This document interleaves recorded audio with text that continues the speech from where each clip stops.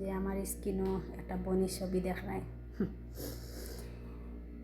মেয়ে মানুষ এমন একটা জিনিস, ছেলে যা বলবে তাই করবে। অবশ্যই মেয়েটায় ছেলেকে বালা পাইয়া বিয়ে করছে, কিন্তু ছেলেটায় মেয়েদের ভালোবাসা বুঝেনি। এর কারণে মেয়েটাও কেউরে বুঝতে দেয়নি কষ্ট খেয়ে দিছে, কে আঘাত করছে, কেউরে বুঝতে দেয়নি। কিন্তু ও পৃথিবী ছেড়ে চলে গেছে। কিন্তু দোষের কারণ হইল কে?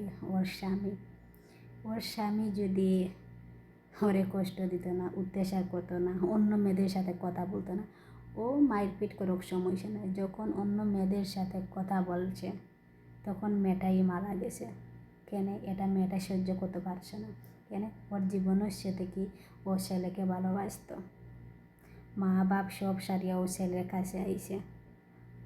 আর একটা ছেলে কি করে, ঘরে বউ থাকা সত্ত্বেও অন্য মেয়েদের সাথে আড্ডা মারবে। এই মেয়েটা চলে গেছে, ছেলেটা বিয়ে করবে, সুখে থাকবে, মেয়ে তো আর ফিরে আসবে না।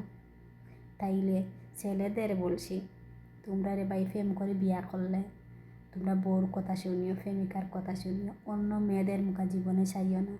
তাইলে অন্য মেয়ের মুখা যদি চাও, ওর মেয়ের মতো অনেক মেয়েওনা মারা যাবে। কেন? কোনো নারী সহ্য করতে পারতো না, তার স্বামীর ভাগ অন্যরে দিতে পারবে না।